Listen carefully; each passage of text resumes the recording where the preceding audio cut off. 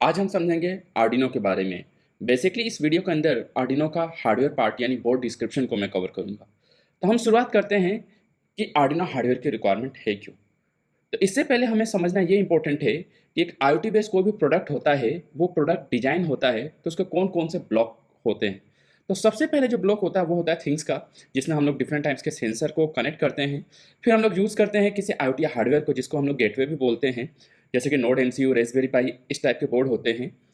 और ये एक गेटवे का काम करते हैं जो कि किसी वायरलेस कम्युनिकेशन के थ्रू डेटा क्लाउड सर्वर के ऊपर अपलोड करते हैं। और क्लाउड सर्वर पे हम लोग एल्गोरिथम अप्लाई करना स्टार्ट करते हैं, हम लोग प्रेडिक्शन करना स्टार्ट करते हैं। हम लोग डिसाइड करते हैं कि डिफरेंट डिफरेंट एल्गोरिथम रन करके एफिशिएंट एल्गोरिथम कौन सी होगी और कौन सी एल्गोरिथम एफिशिएंट है, और उसके अकॉर्डिंग हम लोग यूज़र फ्रेंडली डैशबोर्ड या मोबाइल एप्लीकेशन हम लोग डिज़ाइन करते हैं। तो ये हमारा IoT का बेसिक ब्लॉक डायग्राम होता है कि IoT बेस्ड प्रोडक्ट बनते कैसे हैं। इसके बारे में और ज़्यादा डिस्क्रिप्शन और डिटेल चाहिए तो आप नीचे दिए हुए लिंक पे क्लिक करके इसकी कंप्लीट डिटेल ले सकते हैं। अब यहाँ पे जो हम लोगों ने बात करी थी IoT हार्डवेयर या किसी IoT गेटवे की, तो यहाँ पे हम लोग समझेंगे कि कोई भी जो थिंग्स है वो थिंग्स IoT हार्डवेयर से कनेक्ट कैसे होता है और वो कम्युनिकेट कैसे होता है।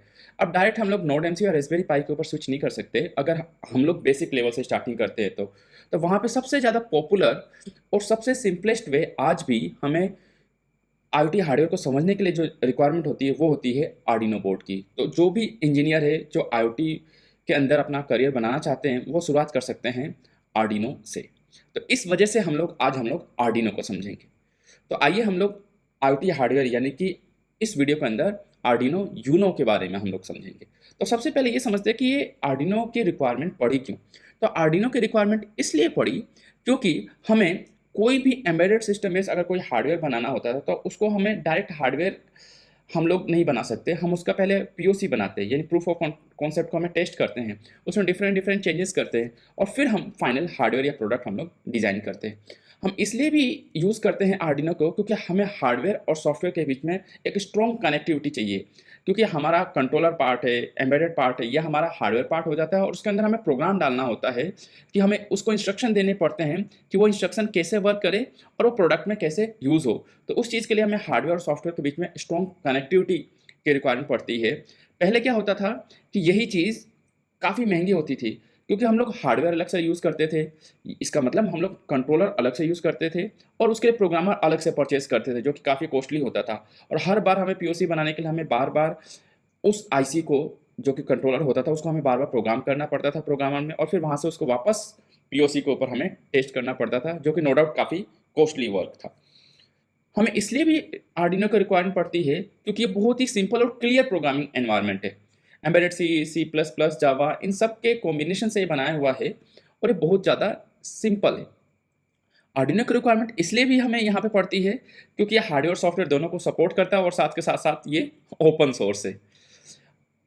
इसका मतलब ये हुआ कि जो भी हम कोई प्रोडक्ट बनाते हैं, जैसे कि हमें कोई साइंटिफिक इंस्ट्रूमेंट बनाना, हमें रोबोटिक्स के ऊपर वर्क करना है या हमें किसी इनोवेटिव आइडिया के ऊपर हमें अपनी स्किल्स को एनहांस करना है या हमें किसी एनालिटिक्स स्किल्स को सेट करना है या फिर कोई भी हमें हार्डवेयर बनाना है, तो इस चीज़ के लिए हमें आर्डिनो की रिक्वायरमेंट पड़ती है।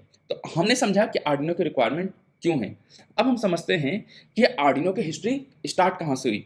तो आर्डिनो की हिस्ट्री स्टार्ट होती है, ये हमारे 5 दोस्त थे इटली के अंदर जिन्होंने इसकी आर्डिनो की शुरुआत की थी। बेसिकली 2005 में इन्होंने एक प्रोजेक्ट स्टार्ट किया था अपने स्टडी के दौरान, जब ये 2005 के अंदर ये interaction design institute Iberia Italy में जो है उसके ये लोग स्टूडेंट थे। वहाँ पे इन्होंने इस चीज़ की शुरुआत की और मसिमो बेंजी इसके फाउंडर है। बेसिकली क्या हुआ कि उन्होंने 2006 के अंदर एक आर्डिनो का सीरियल वर्जन लॉन्च किया था जिसमें आप लोग कम्युनिकेशन पोर्ट या सीरियल पोर्ट के थ्रू हम लोग डेटा कम्युनिकेट कर पाए थे। यानी पहली बार हम लोग सीरियल पोर्ट के थ्रू किसी भी प्रोग्रामर के बिना हम कंट्रोलर को सीरियल पोर्ट के through direct on board program कर सकते थे, जो कि 2006 के अंदर इन्होंने इम्प्लीमेंट किया था। और बाद में ये 2011 के अंदर मिड के अंदर ये काफ़ी पॉपुलर हो गया और उस टाइम पे तकरीबन 3 लाख आर्डिनो हार्डवेयर मार्केट में लॉन्च हो गए थे और 2013 आते आते ये रेंज मोर देन 7 लैक्स हो गए, जो कि काफ़ी अच्छा था और उसके बाद आर्डिनो ने कभी मुड़ के पीछे नहीं देखा। अगर बात करते हैं कि आर्डिनो नाम पड़ा कैसे, तो आर्डिनो इटली के अंदर एक बार है। ये वही बार है जहाँ पे ये सारे दोस्त इकट्ठे मिलते थे, आपस में डिस्कस करते थे। तो इस वजह से उन्होंने उस बार के नाम पे इन्होंने इसका नाम आर्डिनो रख दिया। लेकिन आर्डिनो की एक स्टोरी और भी है, वो ये कि 1002 से 1014 के बीच में आर्डिनो नाम से एक किंग हुए थे, और उस उन्होंने बहुत शानदार काम किया था और वो बहुत पॉपुलर थे। इस वजह से उन किंग की याद में इन्होंने नाम आर्डिन रखा था। बेसिकली उन किंग का नाम आर्डिन था। अब इसके पीछे एक और कॉन्सेप्ट है कि जो आर्डिनो वर्ड है ये जर्मन का वर्ड है, और जर्मन का जो एग्जैक्ट वर्ड है वो है हार्डविन। हार्डविन जो वर्ड है वो हार्डू से बना है, जिसका मतलब होता है स्ट्रॉन्ग, और विनी जिसका मतलब होता है फ्रेंड। तो इस तरीके से जो आर्डिनो बना, इसका मतलब ये है कि ऐसा हार्डवेयर या ऐसी डिवाइस जो बहुत ज़्यादा स्ट्रॉन्ग हो और फ्रेंडली हो। इस वजह से आर्डिनो का नाम आर्डिनो पड़ा। अब हम लोग समझते हैं, ये तो हम लोगों ने समझा कि आर्डिनो की रिक्वायरमेंट क्यों हुई, आर्डिनो को हम लोग ऐसे क्या हिस्ट्री थी जिसकी वजह से आर्डिनो हुआ। अब हमें यह समझना इंपॉर्टेंट है कि एक ह्यूमन बींग वर्क कैसे करता है, वो किस तरीके से इनपुट लेता है और किस तरीके से आउटपुट लेता है। और सेम ह्यूमन के कॉन्सेप्ट पे ही हमारा जो एक कंट्रोलर या प्रोसेसर होता है वो वर्क करता है। तो जैसे कि ह्यूमन कैसे सुनता है, हम कुछ बोलते हैं, अगला कुछ सुनता है, या अगला कुछ बोलता है, हम सुनते हैं। इट मीन्स जब हम कुछ बोलते हैं, इसका मतलब हम लोग साउंड प्रोड्यूस कर रहे हैं, ये कोई एक आउटपुट डिवाइस है, या हम लोग आउटपुट सिग्नल प्रोड्यूस कर रहे हैं। और जब कोई सुनता है, इसका मतलब वो इन्फॉर्मेशन को ले रहा है, यानी वो इनपुट डिवाइस हो गया। इसी सेम कॉन्सेप्ट को हम लोग यूज़ करते हैं हार्डवेयर के अंदर। कैसे? हम जो भी हार्डवेयर के अंदर जो सिग्नल जाता है, यानी कि जो बोर्ड के ऊपर सिग्नल जाता है, वो उसके इनपुट हो जाता है। जैसे कि हम डिस्कस करते हैं बटन के बारे में, स्विचेस के बारे में, light sensor, flash sensor, humidity sensor, temperature sensor, यानी जितने भी जो डिवाइसेस है जो कंट्रोलर पे इनपुट देते हैं, वो सारे के सारे इनपुट डिवाइसेस हो जाते हैं। और वो सारे डिवाइसेस जो कंट्रोलर से आउटपुट देते हैं, जैसे कि फॉर एग्जांपल हम लोग एलईडी की बात करें, हम लोग DC motor, servo motor, piezo buzzer, relay, RGB LED and so many things, ये सारे के सारे हमारे आउटपुट डिवाइसेस हो जाते हैं। तो अगर मैं समरी करूं, तो इनपुट डिवाइसेस वो होते हैं जहां से हमारा जो कंट्रोलर है वो इनपुट लेता है, जैसे कि सेंसर्स हो गए, और आउटपुट डिवाइसेस वो होते हैं जहां से वो आउटपुट देता है, जैसे कि एलईडी हो गए, या फिर कोई मोटर होगी, या कोई भी डिवाइसेस होगी। इस वजह से ही हम लोग इनपुट और आउटपुट को हमेशा यूज़ करते हैं। और आर्डिनो के अंदर हम कुछ भी समझे, कुछ भी, ये सारा का सारा कॉन्सेप्ट इसी दो के ऊपर है। या तो हम कभी भी कोई डेटा को इनपुट देंगे या आउटपुट लेंगे, इसके अलावा कोई भी प्रोसेसर कोई काम नहीं करता। अब ये बात अलग हो जाती है कि वो इनपुट किस एनालॉग ले रहा है या डिजिटल ले रहा है फॉर्मेट में, और जो आउटपुट दे रहा है वो एनालॉग फॉर्मेट में दे रहा है या डिजिटल फॉर्मेट में दे रहा है। तो हम अब इस आर्डिनो यूनो हार्डवेयर के बीच में बोलते हैं। आर्डिनो का तो मतलब समझ गए, यूनो का मतलब होता है वन, क्योंकि इन्होंने पहला वर्जन यूनो दिया था जो कि सबसे ज़्यादा पॉपुलर हुआ, इस वजह से इसका नाम रख दिया आर्डिनो यूनो। अब बेसिकली जैसा कि हम लोगों ने डिस्कस किया कि आर्डिनो यूनो एक ओपन सोर्स प्लेटफॉर्म है जो कि हार्डवेयर और सॉफ्टवेयर के लिए बहुत ईजिली इंटरेक्शन करने का काम करता है।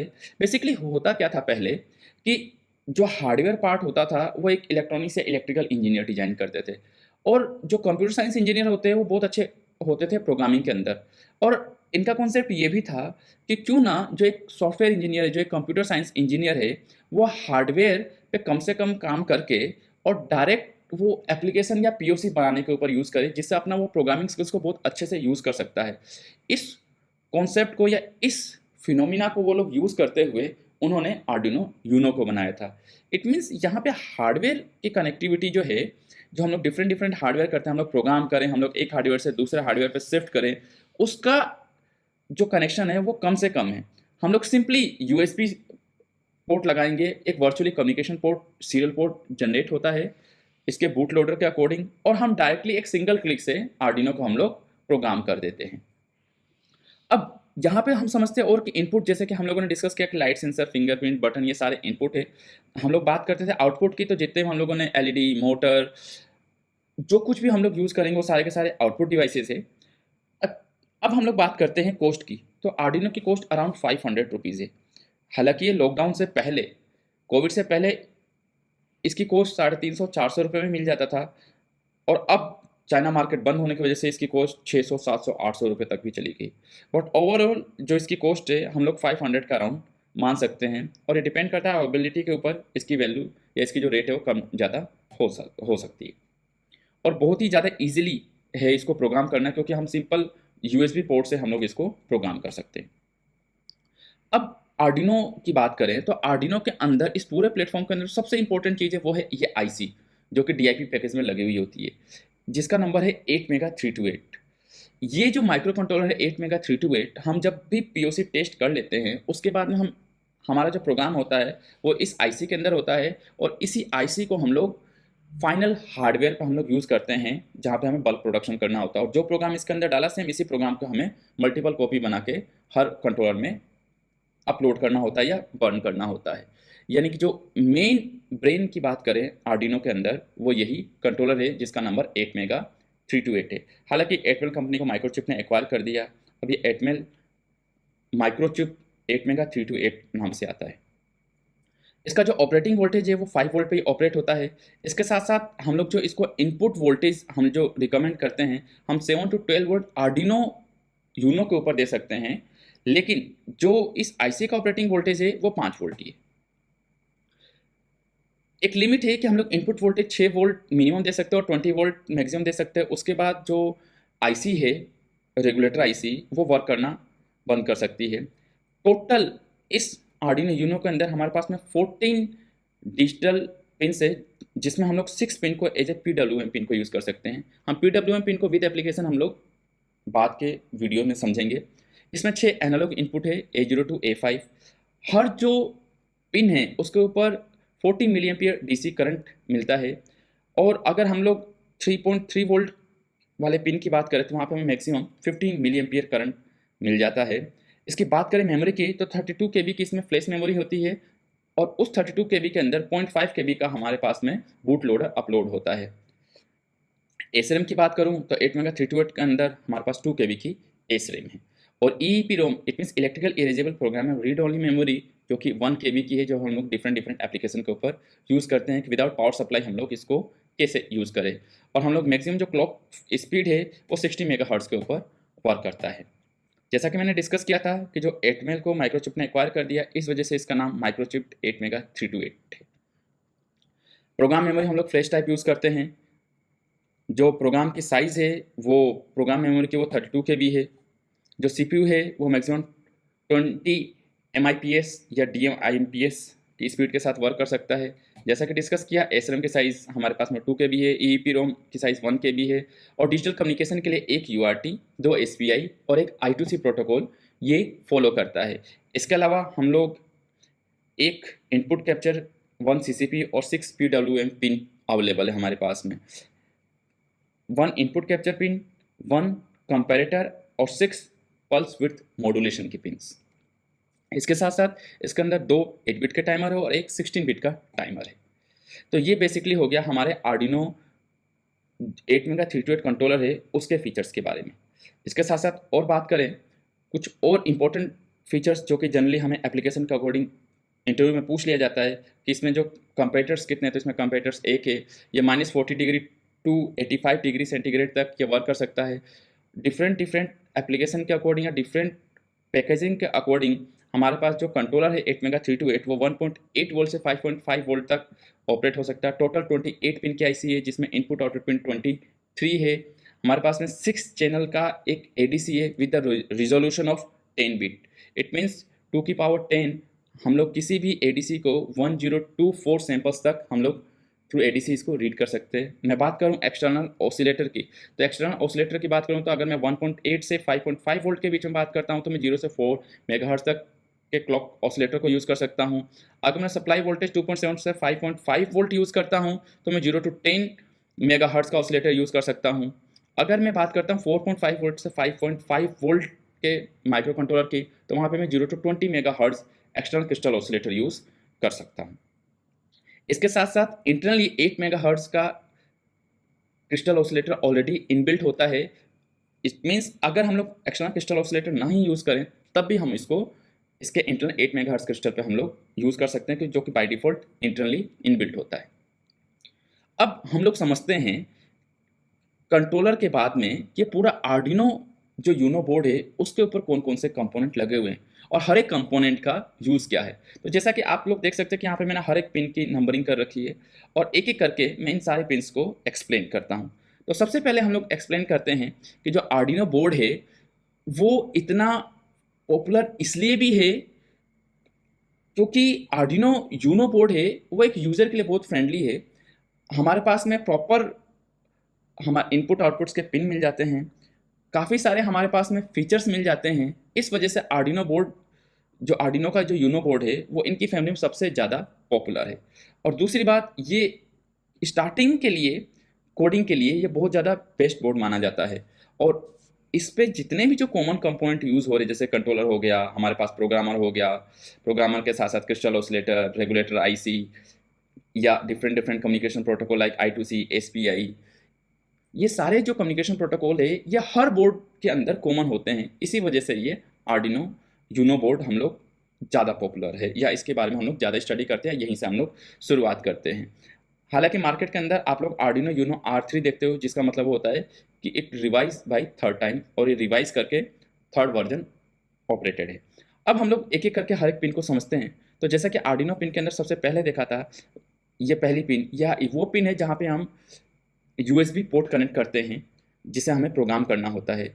जो पिन नंबर 2 है, ये पिन नंबर 2 वो पिन है जहाँ पे हम लोग एक्सटर्नली DC इनपुट अप्लाई करते हैं। जैसा कि हम लोगों ने डिस्कस किया था, हम लोग 6 वोल्ट से लेकर 20 वोल्ट तक हम लोग अप्लाई कर सकते हैं। और ये हमारी छोटी सी रेगुलेटर IC है 7805 जो कि 5 वोल्ट आउटपुट देती है। इट मीन्स हम लोग इनपुट DC वोल्टेज हम लोग 20 वोल्ट तक दे सकते हैं, उसको ये 5 वोल्ट रेगुलेट करके कंप्लीट सर्किट पे प्रोवाइड करता है।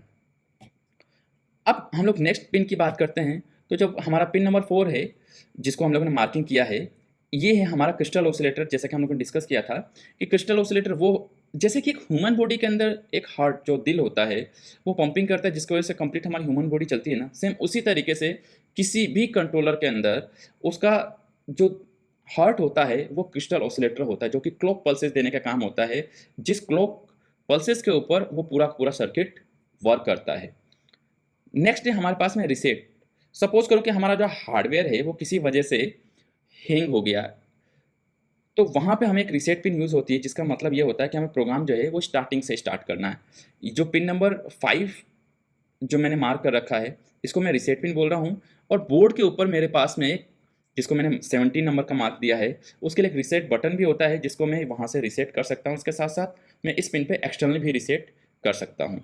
नेक्स्ट हम लोग बात करते हैं कि हमारे सामने कुछ पावर सप्लाई की पिन है और कुछ एनालॉग की पिन है। अब जनरली आर्डिनो यूनो के अंदर हमारे पास में टोटल 6 एनालॉग पिन है जिसके बारे में हम लोग एक एक करके हम लोग डिस्कस करेंगे कि हम लोग डिफरेंट डिफरेंट एप्लीकेशन के ऊपर इन एनालॉग पिन को हम लोग यूज़ करेंगे। इसकी कंप्लीट डिटेल आप एनालॉग वाले सेंसर के वीडियो में देख सकते हैं जिसका लिंक डिस्क्रिप्शन में आपको मिल जाएगा। नेक्स्ट जो हम लोगों ने एनालॉग पिन को डिस्कस कर लिया जो कि A0, A1, A2, A3, A4, A5 तक था, उसके बाद हम लोग डिस्कस करते हैं इस माइक्रो कंट्रोलर के बारे में 8 मेल का 8 मेगा 328, क्योंकि ये DIP पैकेज में है। इसके साथ साथ ये DIP पैकेज के अलावा ये QLF MLF पैकेज में भी अवेलेबल होता है जिसको हम लोग डिफरेंट डिफरेंट आर्डिनो बोर्ड में यूज़ करते हैं। आप चाहें तो उसको यूज़ कर सकते हैं। और जैसा कि हम लोगों ने ऑलरेडी डिस्कस कर लिया कि यही कंट्रोलर जो है ये इस पूरे आर्डिनो बोर्ड का मेन पार्ट है। नेक्स्ट हम लोग डिस्कस करते हैं इसके कम्युनिकेशन प्रोटोकॉल के बारे में जो कि आर्डिनो यूनो के अंदर लगा हुआ है। तो मैंने जो पिन नंबर 12 को लेबलिंग करी है वो है ICSP यानी इन सर्किट सीरियल प्रोग्रामर। यानी कि अगर मुझे इसी कंट्रोलर को अगर इन सर्किट प्रोग्राम करना है तो इस 6 पिन की हेल्प से यूज़ कर सकता हूँ। नेक्स्ट मैंने पिन नंबर 13 को लेबल कर रखा है वो है इसका LED इंडिकेटर। जैसे ही हम लोग इसको सप्लाई देंगे तो ये जो मेरा LED इंडिकेटर है ये ऑन होता है। ये ऑन होने का मतलब ये हो गया कि जो मेरा बोर्ड है वो वर्क कर रहा है। और अगर ये ऑन नहीं होता है पावर ऑन के ड्यूरेशन में, इट मीन्स मेरे हार्डवेयर में कोई दिक्कत है। अब हम लोग जो कुछ पिन रहेगी उसका डिस्कस करते हैं। जैसे कि डिस्कस कर लिया था कि पिन नंबर 13 हमारा पावर ऑन LED है कि जैसे हम लोग सप्लाई देंगे तो पावर ऑन करेगा। उसी तरीके से मैंने जो 14 नंबर की लेबलिंग कर रखी है RX और TX पिन की है कि अगर मुझे जब डेटा सेंड करूंगा रिसीव करूंगा तो वहाँ पे मेरे पास RX और TX की 2 LED अवेलेबल है जो कि ब्लिंक करती है, जो शो करता है कि जो डेटा है वो जा रहा है। नेक्स्ट है हमारा पिन नंबर 15 की लेबलिंग कर रखी है, जो कि हमारे आर्डिनो यूनो के अंदर डिजिटल पिन है, जिसकी लेबलिंग 0 to 13 तक दे रखी है। इट मीन्स टोटल 14 पिन है जिसको हम लोग डिजिटल पिन की तरह यूज़ करते हैं। और उसमें भी हमारे सामने PWM की 6 पिन शो हो रही है, जो कि PWM को यूज़ करने के लिए हम लोग कर सकते हैं। यानी कि जब कभी भी हमें किसी हार्डवेयर की इंटेंसिटी कंट्रोल करनी है किसी बल्ब की, या फिर हमें किसी मोटर की स्पीड कंट्रोल करनी है, तब हम लोग ये PWM पिन को यूज़ करते हैं। इसके साथ साथ जो इसका इंटरनल ADC होता है, जिसको हम लोग 0 से 5 वोल्ट के बीच में हम लोग कैलिब्रेट कर सकते हैं, उसको रेफरेंस वोल्टेज के लिए हमारे पास में मैंने 16 नंबर की लेबलिंग कर रखी है। वहाँ से हम लोग इसको यूज़ करके हम लोग उसका लिमिट सेट कर सकते हैं ADC का। अब ये हमारा कंप्लीट 8 मेगा 328 का IC का कंप्लीट डिस्क्रिप्शन है। जैसा कि हम लोगों ने देखा, ये जो पिन नंबर है, ये DIP पैकेज 28 पिन की IC की है, और हर पिन का यहाँ पे यूटिलाइजेशन समझाया हुआ है। जैसे कि हम लोग एग्जांपल के देखते हैं कि पिन नंबर 1 जो है वो एक रीसेट के लिए भी यूज़ होती है। इसके साथ साथ ये जो पिन है वो इंटरप्ट का भी वर्क करती है, और यहाँ पे आर्डिनो यूनो के अंदर हमने इसकी लेबलिंग कर रखी है। और ये PC6 यानी कि जो इसके पोर्ट है, पोर्ट ABCD जो कि हम लोग डिफाइन करते हैं, उसी तरीके से इसको PC6 के अंदर काम यूज़ कर सकते हैं। तो इसी तरीके से एक एक करके हर एक पिन का डिस्क्रिप्शन हम लोगों ने जो देखा समझा, वो सारे के सारे पिन्स इस DIP पैकेज के जो 28 पिन है उसके साथ मैप है। जैसे कि VCC supply voltage, ground voltage, a reference voltage जो कि हम लोग एनालॉग की बात करी, हम लोग ने क्रिस्टल ऑसिलेटर की बात करी पिन नंबर 9 और 10 के ऊपर, जो कि हम लोग क्रिस्टल ऑसिलेटर यूज़ कर सकते हैं। हम लोगों ने बात करी थी PWM की, वो PWM पिन्स यहाँ पे अवेलेबल है। 3 पिन नंबर 15, 16, 17, यहाँ से 11, 12 और पिन नंबर 5, ये 6 PWM पिन अवेलेबल है। अगर मैं ADC की बात करूँ तो पिन नंबर 23 से 28 तक हमारे पास में ADC अवेलेबल है। मैं बात करूँ सीरियल डेटा और सीरियल क्लॉक यानी I2C प्रोटोकॉल के लिए, तो उसके लिए हमारे पास में 2 पिन अवेलेबल है। मैं बात करूँ SPI प्रोटोकॉल की, जो कि SCK, मीसो, मोसी और चिप सिलेक्शन का वर्क होता है, उसके लिए हमारे पास में पिन अवेलेबल है। और इन हर एक पिन की मैपिंग की हुई होती है आर्डिनो यूनो के अंदर। यानी कि आप लोग समझ गए, जो आर्डिनो यूनो के अंदर जो इंपॉर्टेंट पार्ट है वो यही 8 मेगा 328 IC है। अब हम लोग समझते हैं कि पहला प्रोग्राम जो LED ब्लिंक का अगर हमें टेस्ट करना है, कि हम लोग क्या करते हैं कि जो ऑन बोर्ड एक LED होती है जो आर्डिनो यूनो के ऊपर ऑलरेडी इनबिल्ट आती है, तो हम उसको टेस्ट करके देखते हैं पहला प्रोग्राम कि जो हमारा बोर्ड है वो करेक्ट वर्क कर रहा है या नहीं कर रहा है। तो सिंपली हमें USB से इसको कनेक्ट करना है। USB से कनेक्ट करने के साथ साथ हम इसके अंदर जो इसका इनबिल्ट प्रोग्राम है वहाँ पे इस प्रोग्राम को फीड करेंगे, और फीड करते जो ऑन बोर्ड LED है पिन नंबर 13 के ऊपर जो कि कनेक्टेड होती है विद रेजिस्टेंस, वो स्टार्ट होती है ऑन ऑफ करना। बाय डिफॉल्ट ये प्रोग्राम हर एक सेकंड में ये ऑन ऑफ होती है। अगर इसी चीज़ को हम लोग टेस्ट करना चाहें तो हम एक्सटर्नल LED और हार्डवेयर लगा के भी टेस्ट कर सकते हैं। उस टाइम पे क्या होगा कि ये जो ऑन बोर्ड LED है वो भी ऑन ऑफ होगा, और उसके साथ साथ ये जो LED एक्सटर्नल हम लोगों ने कनेक्ट कर रखी है ये भी ऑन होगा। अब हम लोग प्रोग्रामिंग कॉन्सेप्ट को समझते हैं। तो बेसिकली हम लोग आर्डिनो के अंदर 2 फंक्शन यूज़ करते हैं, एक तो वॉइड सेटअप और वॉइड लूप। जैसा कि हमको पता है सेटअप का मतलब होता है जो चीज़ सेटअप हो, यानी कि जो चीज़ एक बार हो। जैसे कि हमें अपनी ऑफिस का सेटअप करना है, तो हमारा ऑफिस एक बार सेटअप होगा, बट काम उसमें रोज रोज होंगे। तो यानी जो काम बार बार होता है उसको हम लोग लूप के अंदर लिखेंगे, और जो काम एक बार होता है उसको हम लोग सेटअप के अंदर लिखेंगे। तो वही सबसे सिंपल तरीका है। सबसे पहले हमें सेटअप लिखना होता है, वॉइड क्योंकि ये कोई वैल्यू रिटर्न नहीं कर रहा है, हम लोग कर्ली ब्रेसेस से स्टार्ट करेंगे। और यहाँ पे मैं पिन नंबर 13 को as a on off use कर रहा हूँ, तो मैं पिन नंबर 13 का पिन मोड डिफाइन करूँगा कि जो पिन नंबर 13 है उसका पिन मोड क्या है। तो यहाँ पे LED कनेक्ट कर रखी है, और जैसे कि हम लोगों ने डिस्कस किया था कि यहाँ पे LED है वो आउटपुट है, तो मैं यहाँ पे डिफाइन करूँगा pin mode 13 output. It means मैं जो पिन है 13 उसका मोड एज ए आउटपुट रख रहा हूँ। इसके अलावा इस प्रोग्राम के अंदर हम कोई और हार्डवेयर को यूज़ नहीं कर रहे, हम लोग सिंपल LED को टेस्ट करें, तो इसलिए इस कर्ली ब्रेसेस को मैं क्लोज करूँगा। और अब क्योंकि मैं ये चाहता हूँ कि LED कंटिन्यूस ऑन ऑफ हो, तो इसको मैं लूप के अंदर लिखूंगा। तो मैं लूप डिफाइन करूँगा, वॉइड लूप नाम से फंक्शन, कर्ली ब्रेसेस स्टार्ट करूँगा। अब यहाँ पे एक चीज़ समझने की है, यहाँ पे जो सिग्नल है वो डिजिटल टाइप का है, क्योंकि या तो LED ऑन हो रहा है या ऑफ हो रहा है। इसके 2 ही स्टेट है, या आइदर ऑन और ऑफ। तो ऑन ऑफ के लिए मैं डिजिटल दूंगा। दूसरी बात, यहाँ पे जो LED है वो आउटपुट डिवाइस है, इसलिए मैं यहाँ पे राइट यूज़ करूँगा। रीड करने का मतलब ये होता है कि मैं किसी इन्फॉर्मेशन को रीड कर रहा हूँ, अपने ब्रेन के अंदर स्टोर कर रहा हूँ। और राइट का मतलब होता है कि जो भी मेरे ब्रेन में स्टोर है उसको मैं किसी पेपर या किसी लोकेशन के ऊपर राइट कर रहा हूँ। इसी को हम लोग प्रोसेसर में समझे तो प्रोसेसर कोई वैल्यू रीड करता है, इट मीन्स वो किसी सेंसर से वैल्यू को रीड कर रहा है, और प्रोसेसर राइट कर रहा है, इट मीन्स जो भी हम लोगों ने प्रोग्राम डाल रखा है वो किसी एक्सटर्नल हार्डवेयर के ऊपर डिस्प्ले कर रहा है। अब यहाँ पे जो एलईडी है वो डिजिटल टाइप की है, और पिन नंबर 13 के ऊपर हाई या लो दो स्टेट जो है वो राइट कर रहा है। तो इस वजह से हम लोग फंक्शन यूज करेंगे डिजिटल राइट। किस पिन नंबर को? Pin number 13। हम लोग दे क्या रहे? हाई।